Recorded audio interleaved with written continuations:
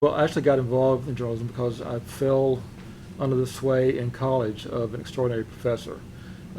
I really didn't have an idea that I could be a reporter. I was interested in being a writer, but really didn't have an idea of how to get there. And so when I enrolled in college, I actually met a professor of journalism who took me under his wing and really guided me. And that's really why I wound up as a journalist. And my first job out of college was in Detroit, Michigan. And I grew up in Georgia, lived there all my life, had never experienced the kind of weather that you see in Detroit. I had never gone so long without seeing the sun.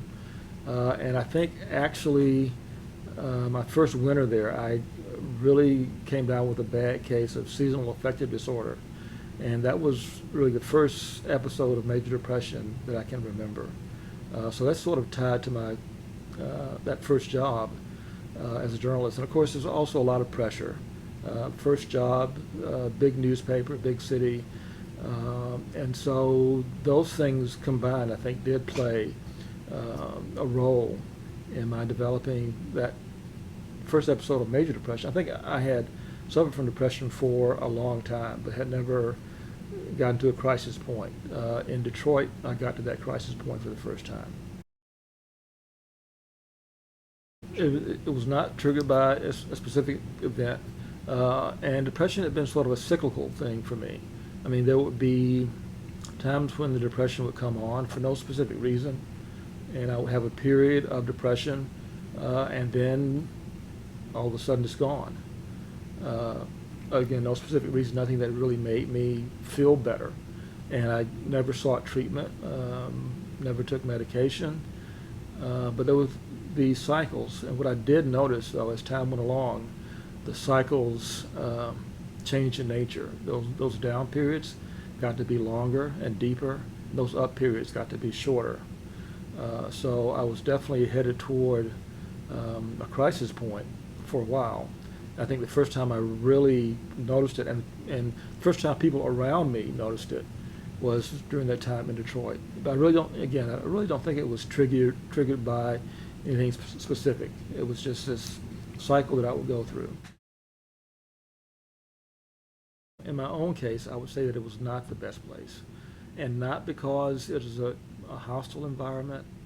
It is a stressful environment. It is the kind of job where you don't want to show the kinds of things that you might feel if you're suffering from a mental illness.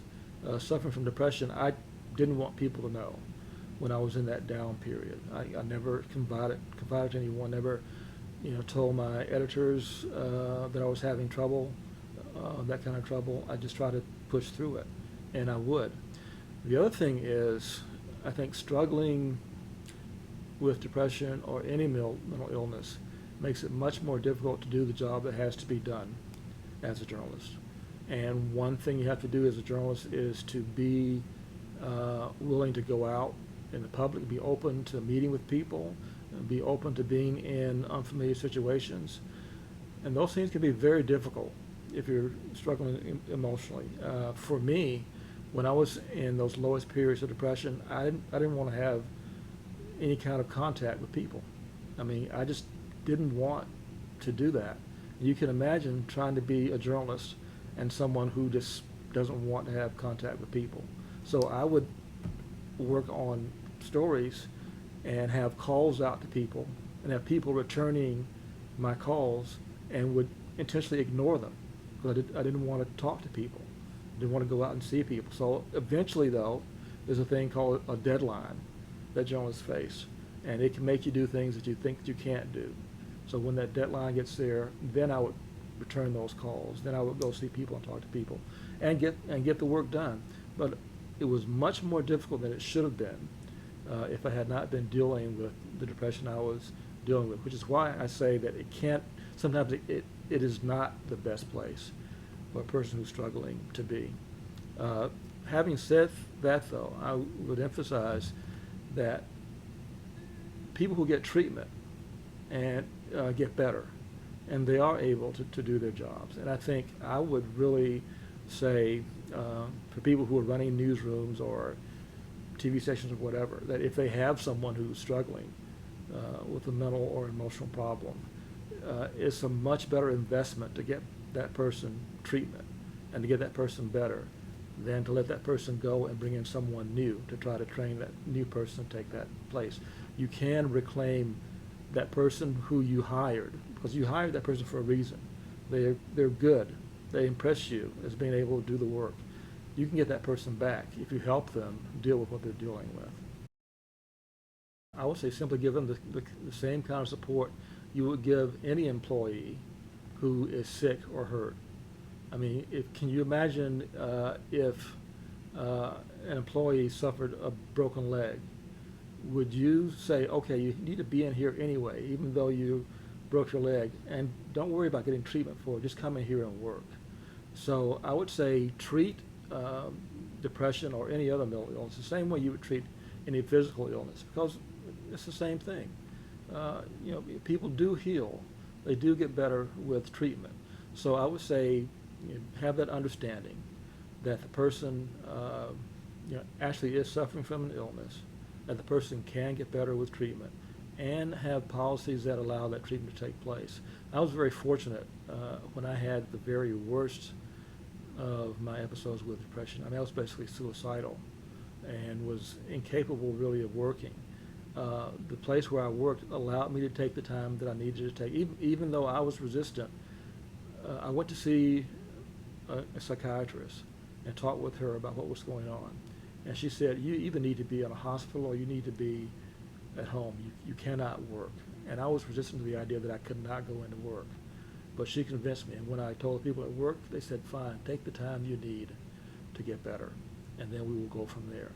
And I think that's the attitude that people need to have the objective being to get that person better, to get that person back again to that person who you brought in to do that job, because they will be capable of doing it if they get the kind of care they need. I think there is sort of a disconnect on the part of the public. I think a lot of the public sees, a career in journalism is exciting, glamorous. We get to see, meet famous people, interact with them, and they tend to think that the things that wind up on the air or in the paper are all there is to it.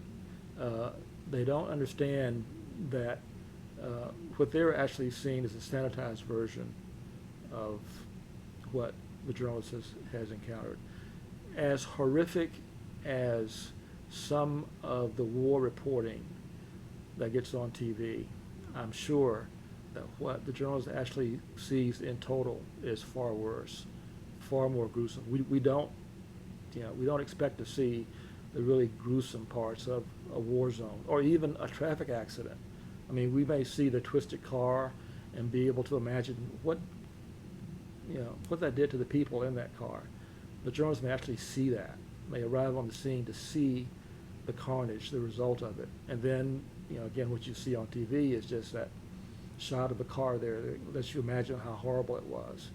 So it can be very traumatic, very difficult to do the job. It doesn't even simply have to be horrific violence. I mean, I think journalists encounter people who are struggling, families that are in turmoil, who are having a difficult time, and they report on that, but they also, in a way, take that on. They now know about it. They experience, meeting those people, hearing their stories, trying to digest those stories and make sense of it to the public. And in a way, you sort of take on that burden, and it can be difficult.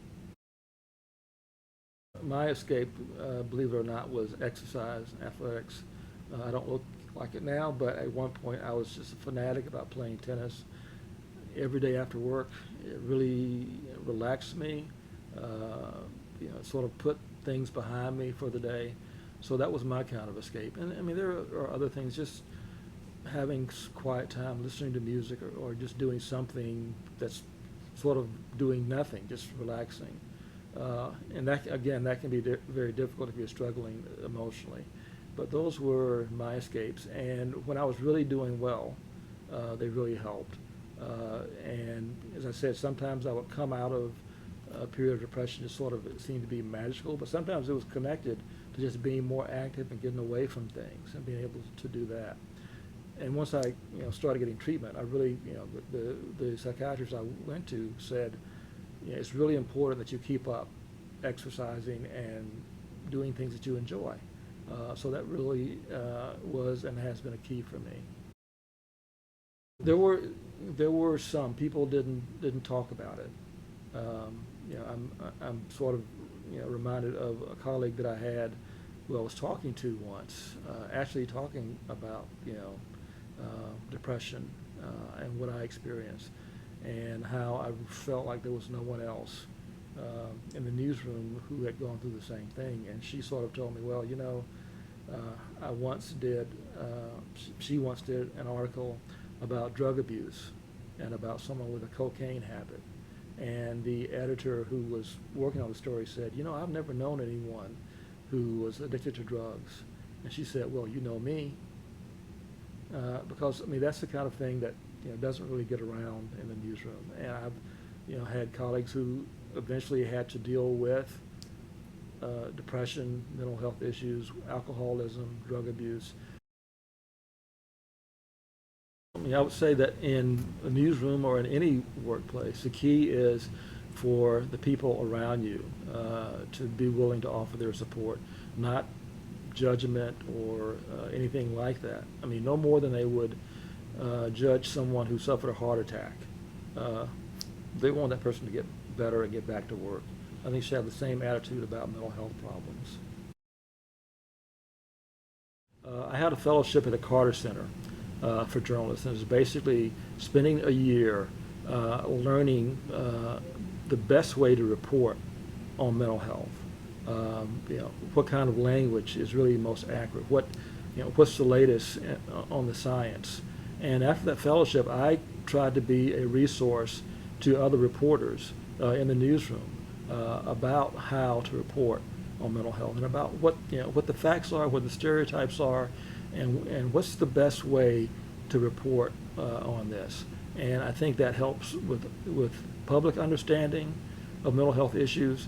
It certainly helps, again, in that workplace to have people talking about it in a way that's constructive and positive, and not in a way that simply furthers stereotypes and discrimination against people who go through mental health problems. The way the job has changed and how it's much more of an individual job and not a collaborative job anymore. When I first started working for a newspaper, I would go out on an assignment with a photographer and have someone there with me to help in a lot of cases. In today's newsroom, you're everything. You go out as a reporter, you're not only going to write the story, you may be photographing, you may be doing video, then you got to get back, you've got to write your story, you've got to edit your video, you've got to put it up online, and then it's also, I think, now sort of the never-ending job. There's always that ability to update a story, to do a blog. It's just constant. You have these constant opportunities to do it, and a lot of newspapers or news outlets are pressing their journalists to be always have the latest thing up. Doesn't matter what time of day it is. You have the ability to go in and update things. It wasn't like that not too long ago. It used to be once you did your story, you were done for the day. It was there. There's not much you can do to it. Some little tweaking maybe, but not this kind of constant work and updating that you are able to do now. The first thing I would say is don't be afraid or ashamed, embarrassed to get help. That really was a barrier for me. I didn't want anyone to know. I didn't talk with my family about it, no one. So I was really so ashamed that I just would not get help until I reached a crisis point where I had to. And also understand that you do get better. I think a lot of people perceive mental illness as once you've been diagnosed, once you come down with it, it's the lifetime thing, that you're not going to get better. That's not the case. I mean, we've made advances as medication, as treatment. People do get better, and people are able to live, their lives the way they want to if they get treatment. And the other thing I would say is, again, just as I'm suggesting that you as a person who's struggling, reach out to the people around you, I would say that those people who are around you, be open to someone reaching out to you. And don't be embarrassed about someone trying to get help from you. Be open, be accepting, and be willing to offer any kind of help you can. If newsrooms or news organizations are simply, not being aware that this can be a problem and not being prepared to deal with it, then I think that's a problem. They will lose valuable people, people who are really capable of doing the kind of work they need done, simply if they get treatment, and if you do what needs to be done to keep them working and productive. Yeah, I think that there's a tendency, for any occupation, to think, okay, that's something that happens to other folks, not to us. Now, that's not like us. It happens anywhere and everywhere, and I think you have to be prepared to deal with it and to understand what are the most productive and also, in a way, the most compassionate things to do when it happens.